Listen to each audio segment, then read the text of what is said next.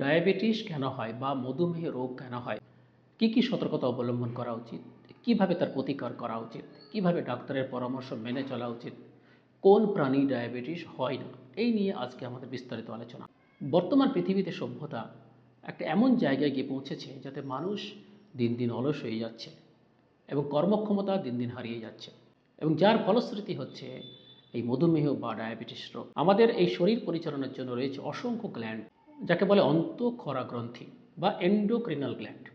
সেই গ্ল্যান্ডের মধ্যে একটা অন্যতম গ্ল্যান্ড হচ্ছে প্যাঙ্ক্রিয়াস, যাকে বলে অগ্নাশয়।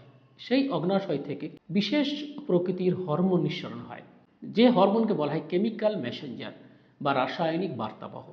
তো এর মধ্যে রয়েছে দু রকমের কোষ, একটা আলফা কোষ, একটা বিটা কোষ। আলফা কোষ থেকে একটা বিশেষ হরমোন নিঃসরণ হয়, তার নাম গ্লুকাগন। আর অগ্নাশয়ের বিটা কোষ থেকে আরেকটি বিশেষ ধরনের হরমোন নিঃসরণ হয়, তার নাম ইনসুলিন। রক্তের মধ্যে গ্লাইকোজেন আর গ্লুকোজের মধ্যে সর্বদা রূপান্তর হতে থাকে। যদি রক্তের মধ্যে গ্লুকোজের পরিমাণ বেড়ে যায়, সেক্ষেত্রে ইনসুলিন গ্লুকোজকে গ্লাইকোজেনে পরিণত করে রক্তে শর্করার মাত্রা নিয়ন্ত্রণ করে। অর্থাৎ গ্লুকোজের পরিমাণ বেড়ে গেছে, কমিয়ে দেওয়ার জন্য গ্লাইকোজেনে পরিবর্তন করে দেয়।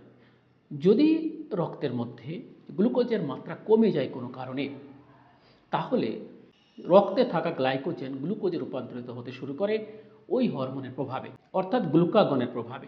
এই দুই হরমোন রক্তে গ্লুকোজের মধ্যে ব্যালেন্স সৃষ্টি করে। সেই ব্যালেন্স সৃষ্টি করার জন্যই আমরা সুস্থ থাকি। সেক্ষেত্রে কোনো রকমেরই এরকম মধুমেহ বা ডায়াবেটিস রোগে আক্রান্ত হওয়ার সম্ভাবনা থাকে না, যদি ব্যালেন্স থাকে। তো কী কারণে সেই ব্যালেন্স নষ্ট হয়? যদি কোনো কারণে প্যাঙ্ক্রিয়াস গ্ল্যান্ড ক্ষতিগ্রস্ত হয়, সে হতে পারে অ্যাক্সিডেন্টের কারণে, বা সেই গ্ল্যান্ড যদি ডিঅ্যাক্টিভেট হয়ে যায় বা নিষ্ক্রিয় হয়ে যায়, তাহলে সেখান থেকে গ্লুকাগন বা ইনসুলিন নিঃসরণ হতে পারে না। ইনহিবিটার এসে যায়, সেই ইনহিবিটারগুলো এই হরমোনগুলোকে নিঃসরণ করতে বাধা দেয়, অর্থাৎ ডিঅ্যাক্টিভেট হয়ে যায়। তো সেই ডিঅ্যাক্টিভেট হয়ে গেলেই রক্তের মধ্যে গ্লুকাগন ইনসুলিন নিঃসরণ কম হবে এবং সেই গ্লুকোজের ব্যালেন্স থাকবে না। তখন একটা রোগের সৃষ্টি হয়, তার নাম ডায়াবেটিস। তো সেই ডায়াবেটিসের জন্য কী কী কারণ এর জন্য প্রধান কারণ হতে পারে, তার মধ্যে একটা জীবনযাত্রার মান। যে আজকাল সভ্যতা অনেকটা এগিয়ে চলেছে, অর্থাৎ যত সভ্যতা এগিয়ে চলেছে তত বেশি মানুষ অলস হয়ে যাচ্ছে। তো সেই গ্ল্যান্ডগুলো ঠিকঠাক কাজ করতে পারে না। তো এর জন্য দরকার কায়িক পরিশ্রম। প্রথমে মানুষ 100 মিটার দূরত্ব অতিক্রম করলেও হেঁটে যেত, 1 কিলোমিটার হলে হেঁটে যেত, এবং অনেক দূর রাস্তা পর্যন্ত হেঁটে যেত। তাতে শরীরের কিছুটা কাজ হতো এবং এতে প্যাঙ্ক্রিয়াস গ্ল্যান্ড অ্যাক্টিভ থাকতো। তবে এখন 100 মিটার দূরত্ব অতিক্রম করলেও আর পায়ে হেঁটে যাওয়া যায়, সেখানে কোনো যন্ত্র চালিত যানের প্রয়োজন হয়। সে হতে পারে মোটরসাইকেল, বা হতে পারে টোটো, বা অন্য কোনো যান ব্যবহার করা হচ্ছে, যাতে তার পরিশ্রমটা কম হয়। এতে মানুষ আরও বেশি অলস হয়ে যাচ্ছে। প্রথম দিকে মানুষকে জল আনতে যেতে হতো অনেক দূরে পায়ে হেঁটে, এতেও মানুষ কিছুটা পরিশ্রমী হতো, পরিশ্রম করতো, তাদেরও গ্ল্যান্ডগুলো সক্রিয় থাকতো। যত বেশি মানুষ অ্যাক্টিভ থাকবে, তত বেশি তাদের গ্ল্যান্ডগুলোও অ্যাক্টিভ থাকবে। তো সেই ক্ষেত্রে সেই অ্যাক্টিভিটি দিন দিন কমে যাচ্ছে, কারণ এখন আর সেই দূর থেকে জল আনতে যেতে হয় না, টিউবওয়েল থেকেও জল বার করতে হয় না, এখন ট্যাপ ঘোরালেই জল পাওয়া যায়। প্রথম দিকে মানুষ স্নান করতো নদীতে বা পুকুরে, সেখানে গিয়ে কিছুক্ষণ সাঁতার দিত। সেই সাঁতারের ফলেও শরীরের মধ্যে একটা এক্সারসাইজ হতো এবং প্রত্যেকটা গ্ল্যান্ড সক্রিয় থাকতো। তবে এখন আর সেটা হয় না, সেই বাড়িতে বসেই স্নান করতে হয়, সেটা হলো শাওয়ার চালিয়ে দিয়ে, ট্যাপ চালিয়ে দিয়ে। তাদের নিজের পরিশ্রম হয় না বললেই চলে। প্রথম দিকে মানুষ কাপড় কাচতো হাতে করে, তার জায়গায় কাপড় কাচা মেশিন, যাকে বলে আমরা ওয়াশিং মেশিন, সেই ওয়াশিং মেশিন ব্যবহার শুরু হয়ে গেছে। এতে মানুষের আরাম অনেকটা বেড়ে গেছে। যত বেশি মানুষ আরাম প্রিয় হবে, তত বেশি অলস হবে। যত অলস হবে, তত তাদের শারীরিক কর্মক্ষমতা কমতে শুরু করবে। সেই কারণে গ্ল্যান্ডগুলোও ঠিকঠাক আর আগের মতো কাজ করে না। গ্ল্যান্ডগুলো ঠিকঠাক কাজ না করলে তা থেকে হরমোনগুলোও ঠিকঠাক নিঃসরণ হবে না। তার ফলে শরীরের মধ্যে রক্তের যে উপাদানগুলো, তার ব্যালেন্সও আর থাকছে না। এর ফলেই হচ্ছে এই বিশেষ রোগ, যার নাম ডায়াবেটিস। এছাড়া অন্যান্য রোগেও মানুষ আক্রান্ত হচ্ছে। এবং আরেকটা প্রধান কারণ হলো খাদ্যাভ্যাস। যে প্রথম দিকে মানুষ খাওয়া দাওয়া করতো, কিন্তু গ্রামের দিকের মানুষগুলো তারা এখনও হাতেই কাজ করে, এখনও তারা নিজের শরীর খাটিয়ে কাজ করে। তার ফলে একটা পরিসংখ্যান দেখা যায়, গ্রামের দিকে মানুষের ডায়াবেটিসের আক্রান্ত হওয়ার সংখ্যা অত্যন্ত কম, কিন্তু শহরের দিকে সেই সংখ্যা অনেক বেশি। কিন্তু শহরের ক্ষেত্রে তারা এই যে বর্তমান পৃথিবীর যে সুখ স্বাচ্ছন্দ্য, সেটা তারা সবটাই গ্রহণ করে নেয়। এবং সবটা গ্রহণ করে বলেই অন্তঃক্ষরা গ্রন্থিগুলো দিন দিন নিষ্ক্রিয় হয়ে যাচ্ছে, ডিঅ্যাক্টিভেট হয়ে যাচ্ছে। এর ফলে তারা বেশি আক্রান্ত হচ্ছে। গ্রামের মানুষ শাক সবজি মাছ মাংস ভাত রুটি, ওদের সেই খাদ্যের বাছবিচার অতটা করে না। স্ট্যাটাস ধরে রাখার ব্যাপার তাদের মধ্যে নেই। কিন্তু শহরের দিকে মানুষের একটা স্ট্যাটাস ধরে রাখার একটা ব্যাপার থেকেই যায়। বেশি প্রোটিন আছে এমন খাদ্য খাওয়া বা জাঙ্ক ফুড খাওয়া, যে খাদ্যগুলো বাড়িতে তৈরি করতে হয় না, বাইরে থেকে পাওয়া যায়, বা প্যাকেটজাত ফুড খাওয়া, সবজি কম খাওয়া। সেই কারণে শহরের মানুষদের এই ডায়াবেটিসে আক্রান্ত হওয়ার সম্ভাবনা অনেক বেশি এবং বেশি পরিমাণ আক্রান্ত হচ্ছে তাদের জীবনযাত্রার মান পরিবর্তনের জন্য। এবং সেদিক থেকে গ্রামের লোক অনেকটা সেফ। যেহেতু শহরের মানুষগুলো বেশি ক্যালোরিযুক্ত ফুড খায়, বেশি রিচ খাদ্য খায়, তাই তাদের ব্লাড প্রেশার অনেক বেশি, তাদের কোলেস্টেরলের পরিমাণ অনেক বেশি।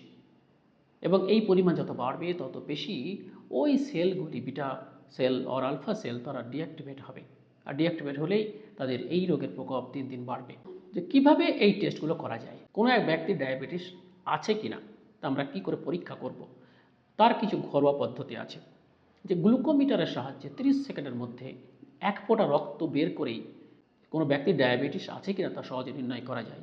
খালি পেটে প্রতি 100 ml ব্লাডে যদি 120 মিলিগ্রাম পর্যন্ত গ্লুকোজ থাকে, তাহলে সে ডায়াবেটিসে আক্রান্ত নয় ধরে নেওয়া হয়। খাবার খাওয়ার 2 ঘন্টা পরে প্রতি 100 ml ব্লাডে 140 মিলিগ্রাম পর্যন্ত গ্লুকোজ থাকে, তাহলেও সে ডায়াবেটিসে আক্রান্ত নয়।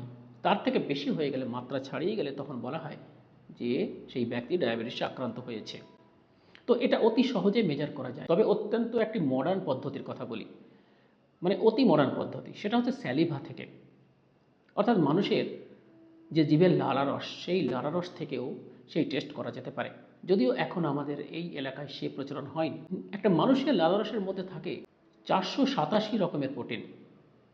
সেই প্রোটিনগুলির মধ্যে 65 রকমের প্রোটিনের মধ্যে পরিবর্তন দেখা যায় যদি মানুষ ডায়াবেটিস আক্রান্ত হয়।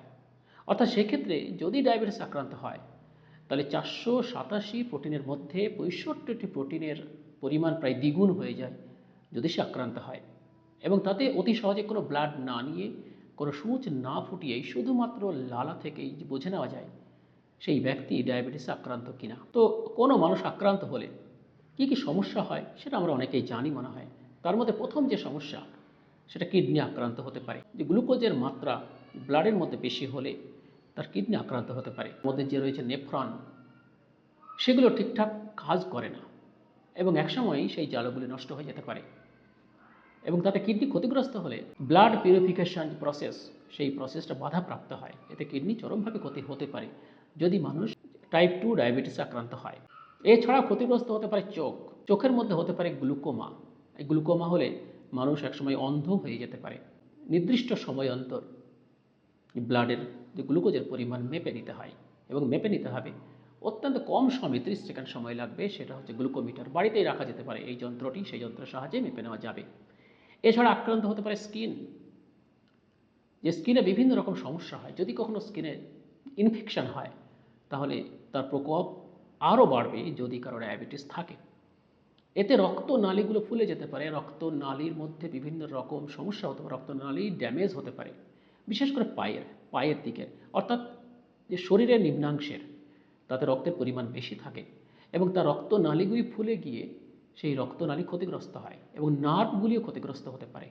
সেই কারণে নির্দিষ্ট সময় অন্তর নার্ভগুলি পরীক্ষা করাতে হবে, রক্তনালী পরীক্ষা করাতে হবে, পা পরীক্ষা করাতে হবে, কোনো ইনফেকশন আছে কিনা দেখে নিতে হবে। ইনফেকশন থাকলে সেটি আরও মারাত্মক আকার নিতে পারে যদি কারো ডায়াবেটিস থাকে বা রক্তের মধ্যে গ্লুকোজের পরিমাণ বেশি থাকে। কী কী উপায় অবলম্বন করতে হবে আমাদের, যাতে আমাদের ডায়াবেটিস না হয়? তো যদি কারো ডায়াবেটিস হয়ে থাকে বা যদি রক্তে যদি গ্লুকোজের মাত্রা বেড়ে থাকে, তাহলে প্রথমেই ওষুধ খাওয়ার তো দরকার হয় না। তাহলে প্রথমে কী করতে হবে, কার্বোহাইড্রেট জাতীয় ফুডগুলো একটু কমিয়ে দিতে হবে যতদূর সম্ভব।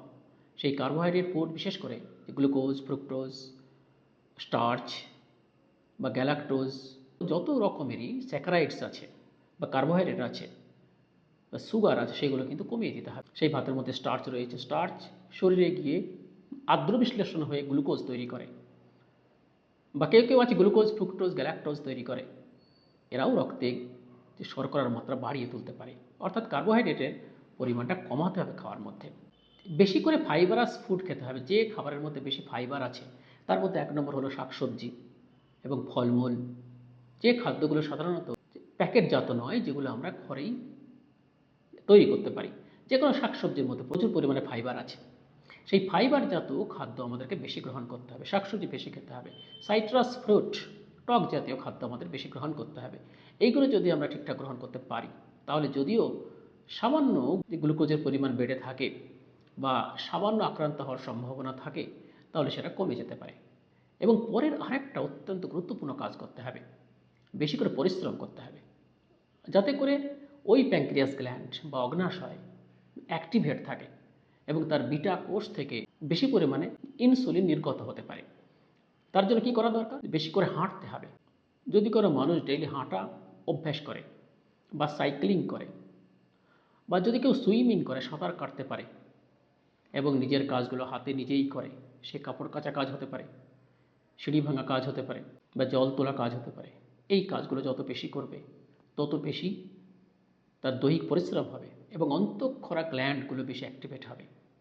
এই অন্তঃক্ষরা গ্ল্যান্ড বেশি অ্যাক্টিভেট হলে সে বেশি পরিমাণে কাজ করতে পারবে এবং তার রক্তে গ্লুকোজের মাত্রা নিয়ন্ত্রণ থাকবে। এত কাণ্ড করেও যদি রক্তের মধ্যে গ্লুকোজের মাত্রা না কমে, সে খাবারের মাধ্যমেও না কমে, এক্সারসাইজ করেও না কমে, তাহলে কিছু মেডিসিন গ্রহণ করতে হয়। সেই মেডিসিনগুলোর মধ্যে হচ্ছে ডায়াবিনেস, গ্লাইনেস, এগুলো এনজাইম। এগুলোর কাজ হলো ওই বিটা কোষকে অ্যাক্টিভেট করা, অর্থাৎ প্যাঙ্ক্রিয়াস গ্ল্যান্ডের বিটা কোষকে অ্যাক্টিভেট, সক্রিয় করে তোলা। এই সক্রিয় করে রক্তের মধ্যে গ্লুকোজের মাত্রাকে নিয়ন্ত্রণ করা। বিটা কোষ অ্যাক্টিভেট হলে সে ইনসুলিন নির্গত করবে, আর ইনসুলিন নির্গত হলে রক্তের মধ্যে শর্করার মাত্রা নিয়ন্ত্রণ থাকবে, গ্লুকোজ নিয়ন্ত্রণ থাকবে, অর্থাৎ সুগার নিয়ন্ত্রণ থাকবে। যদি এতেও নিয়ন্ত্রণ করা না যায়, তাহলে শেষ অস্ত্র হিসাবে, শেষ ওষুধ হিসাবে প্রয়োগ করতে হয় ইনসুলিন। সেখানে ইনসুলিন ইনজেকশন দিতে হয়, অর্থাৎ প্যাঙ্ক্রিয়াস আর কোনোভাবেই কাজ করছে না, সে সম্পূর্ণ নিষ্ক্রিয় হয়ে গেছে, তাকে আর এক্সাইট করা যাচ্ছে না, তাকে আর উত্তেজিত করা যাচ্ছে না, তাকে অ্যাক্টিভেট করা যাচ্ছে না। সেক্ষেত্রে বাইরে থেকে নিতে হবে ইনসুলিন।